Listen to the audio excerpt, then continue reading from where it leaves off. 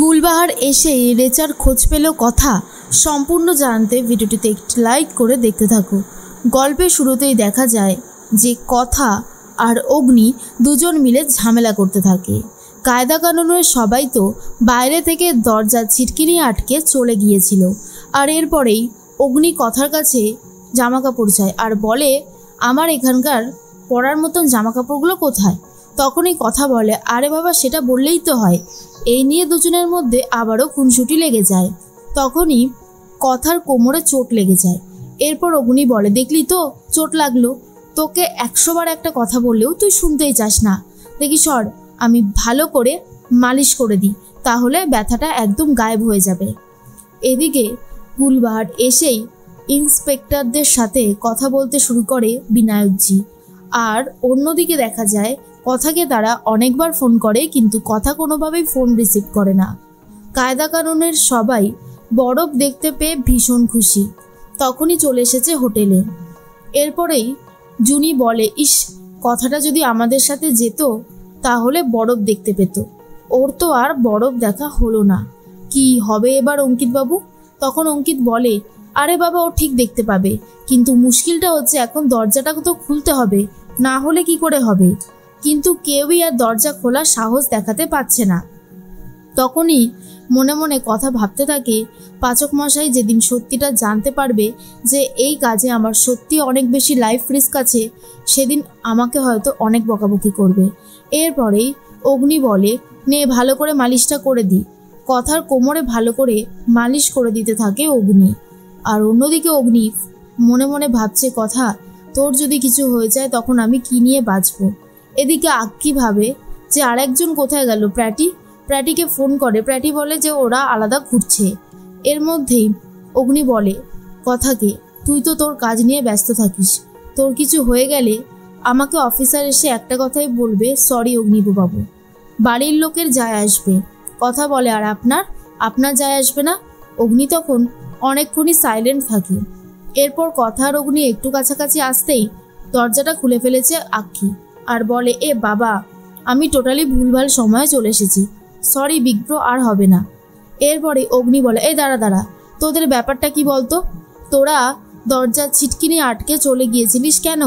তখনই আক্কি বলে, দেখ, তোদের মধ্যে যা ঝামেলা, তাই চাইছিলাম এখানে এসে যদি তোরা একটু কাছাকাছি আসতে পারিস, সেই জন্য।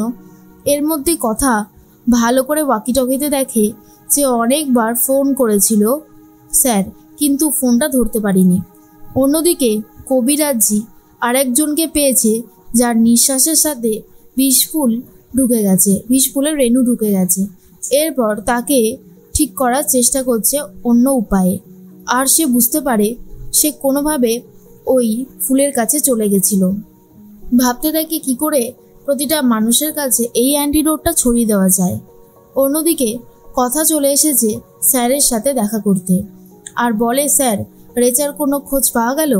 তখন স্যার বলে, এখনো পর্যন্ত যায়নি, তবে আমরা চেষ্টা করছি, আশা করি খুঁজে পেয়ে যাব। তবে এখন আমাদেরকে চোখ কান খোলা রাখতে হবে। কথা বলি, আমরা যেই কাজটায় নেমেছি সেটা কিন্তু অনেক বেশি রিস্কের, এটা তুমি মানো তো?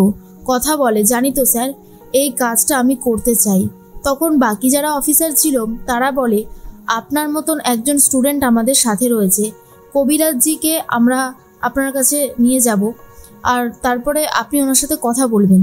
তখন কথা বলে যে ওনার বিশ্বাসটা আগে অর্জন করতে হবে, ওটা আমার উপর ছেড়ে দিন, আমি তো চেষ্টা করে যাব যাতে উনি কী উপায় অ্যান্টিডোটটা বার করেছে সেটা যেন আমাদেরকে বলে। এরপরে বিনায়কজি বলে, কথা, যা করার খুব তাড়াতাড়ি করতে হবে, ওরা আমাদের উপরেও নজর রাখবে, এটা আমার বিশ্বাস।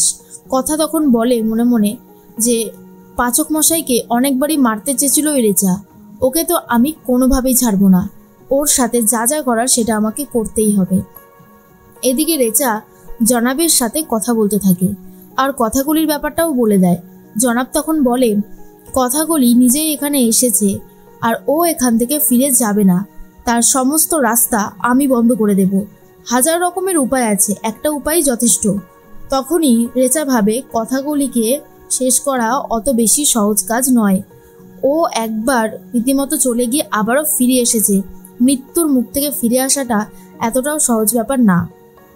এর মধ্যেই অফিসার একজনের ছবি দেখায় আর কথা তখন বলে, এটাই তো রেচা, ও ছদ্মবেশ নিয়ে এখানেও থাকবে আর এটা আমার বিশ্বাস। বিনায়কজি বলে, এরকম টাইপের মানুষরা বিভিন্ন জায়গায় ছদ্মবেশ নিয়েই যায়, সেটা আমরা জানি, কিন্তু আইডেন্টিফাই করাটাই বিশাল বড় একটা চাপের কাজ।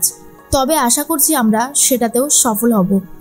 জনাব তখন সবাইকে নির্দেশ দেয় যে এই অ্যান্টিডোটটা এখানে বানাবে তাকে আমরা ছাড়বো না।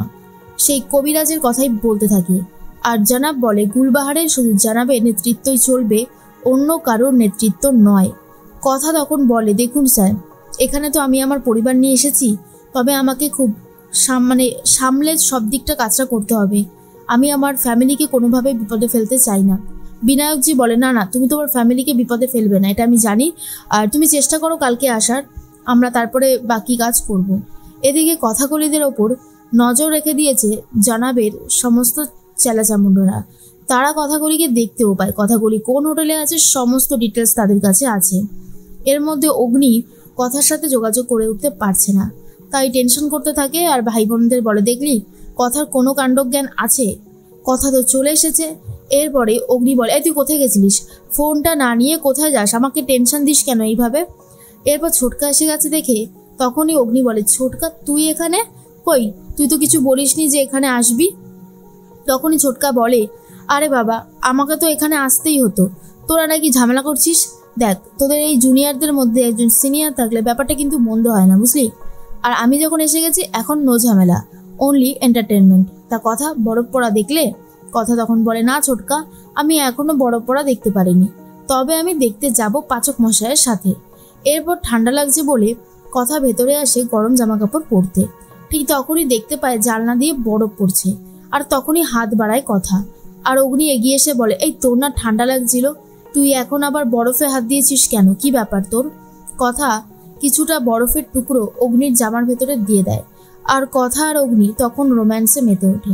অন্যদিকে জুরি আক্কিকে বলে, জানেন আমরা কত মজা করেছি, কিন্তু এই বরফ পড়া কোনোদিনও এভাবে দেখিনি, আর এটাতে তো অনেক মজা লাগছে। রেচা, জনাব এরা ভাবে কথাকে যেভাবেই হোক তারা নিজেদের ডেরায় নিয়ে আসবে আর সব কিছু হিসাব নিকেশ করবে, কিন্তু তবুও অ্যান্টিডোট বানাতে দেবে না। যেই বিষ ফুলগুলো রয়েছে তার কোনো অ্যান্টিডোট কোনোভাবেই যাতে বাজারে কেউ বার করতে না পারে তার চেষ্টায় জনাব আর রেচা করে আছে। কিন্তু অফিসাররাও হাল ছাড়ছে না, অফিসাররাও তদন্ত করে যাচ্ছে, যেভাবেই হোক না কেন জনাবের কাছে পৌঁছানো যায় আর রেচাকেও অবশ্যই ধরা যায়, যাতে আর কোনো মানুষের কোনো ক্ষতি না হয়, আর কথা এই বিপদে পুলিশদের সাহায্য করতে থাকে।